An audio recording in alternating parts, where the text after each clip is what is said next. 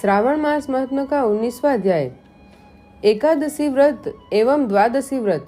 भगवान शंकर ने ब्रह्मपुत्र सनत कुमार से कहा, हे महामुनि, श्रावण मास के दोनों पक्षों की एकादशी तिथि के दिन क्या करना चाहिए उसे सुनो। एकादशी व्रत के संबंध में मैंने आज तक किसी को कुछ नहीं बताया है। यह व्रत गुप्त, उत्तम, महान, पुण्य तथा पाप ताप को जड़ से नष्ट करने वाला है। श्रावण मास में किए गए पापों का नाश करने वाला तथा सब व्रतों में उत्तम यह पवित्र एकादशी का व्रत है। दशमी के दिन प्रातः स्नान कर गुरुदेव की आज्ञा से वेद वेत्ता, पुराण ज्ञाता, जितेंद्रिय ब्राह्मणों का पूजन करे। भगवान विष्णु का 16 उपचारों से पूजन करना चाहिए। उनसे प्रार्थना करे, हे पुंडरीकाक्ष, मैं दूसरे दिन आने वाली एकादशी का निराहार रहकर व्रत करना चाहता हूँ। आप मेरी रक्षा करें। उस दिन गुरुदेव और अग्नि के समीप भूमि पर शयन करना चाहिए। काम, क्रोध और मोह को त्याग कर एकादशी के दिन प्रातः काल भगवान विष्णु में मन लगाकर श्रीधर का जाप करते रहना चाहिए। 3 दिन तक किसी भी पाखंडी से वार्तालाप न करे। केवल इतना करने मात्र से यह व्रत मोक्ष को प्रदान करने वाला बन जाता है। दोपहर के समय पंचगव्य लेकर नदी के जल में स्नान करना चाहिए। नदी न हो तो कुएं के जल में गंगा जल मिलाकर स्नान करना चाहिए। भगवान सूर्य को नमस्कार करके भगवान विष्णु की शरण में जाकर वर्ण के अनुसार सब कार्य करके अपने घर को वापस लौटना चाहिए।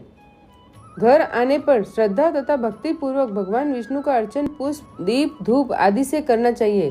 रात को गीत, वाद्य तथा कथा सुनते हुए जागरण करना चाहिए। फिर कलश स्थापन कर पंचरत्न और स्वर्ण को कलश में डालकर सफेद चंदन से पूजा कर कलश को 2 सफेद कपड़ों से ढक देना चाहिए। देवेश की प्रतिमा शंख, चक्र तथा गदा से युक्त कर उसकी पूजा करनी चाहिए। इसके बाद द्वादशी के दिन प्रातः आह्निक करके श्रीधर का जाप करना चाहिए। शंख, चक्र, गदा तथा पद्मधारी भगवान विष्णु की पूजा करके ब्राह्मण को सोने की दक्षिणा सहित कलश देना चाहिए। कलश के साथ मक्खन देना न भूले। भगवान श्रीधर, आप प्रसन्न होकर मुझे लक्ष्मी प्रदान करें। इस प्रकार उच्चारण कर श्रेष्ठ वेद पाठी ब्राह्मणों को भोजन कराकर अपने सामर्थ्य के अनुसार उन्हें दक्षिणा देकर विदा करना चाहिए। अपने नौकरों को भोजन कराकर गौ को भूसा देकर स्वयं बंधु बांधवों सहित भोजन करना चाहिए। इस प्रकार शुक्ल पक्ष और कृष्ण पक्ष दोनों तिथियों के व्रतों का विधान एक समान है। शुक्ल पक्ष में श्रीधर और कृष्ण पक्ष में भगवान विष्णु जनार्दन कहे गए हैं।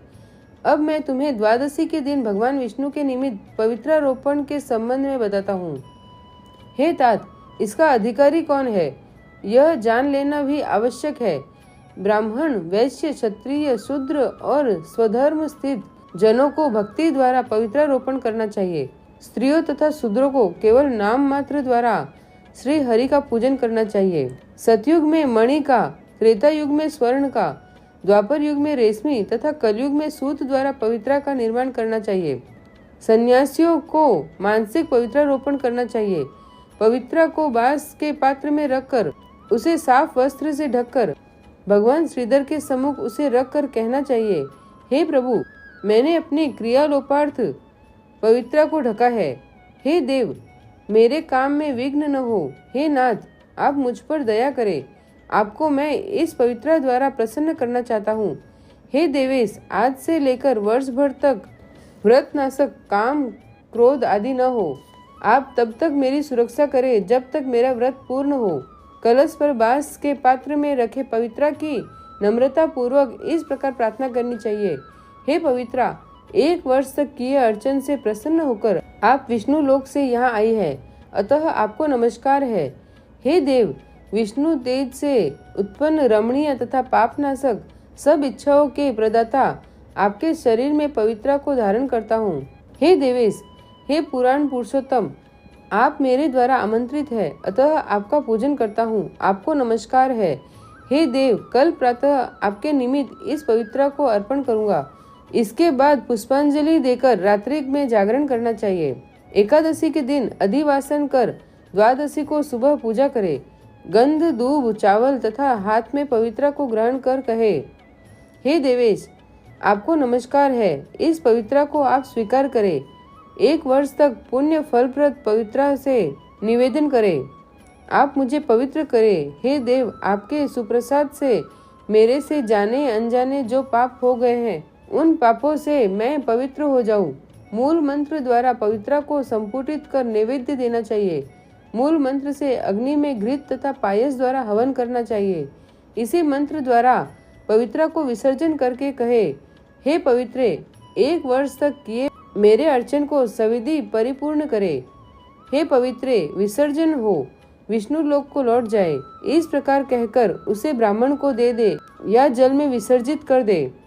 हे वत्स, जो मनुष्य हरि का यह पवित्रारोपण करता है वह इस संसार में आनंद भोगकर अंत में विष्णु लोक को जाता है।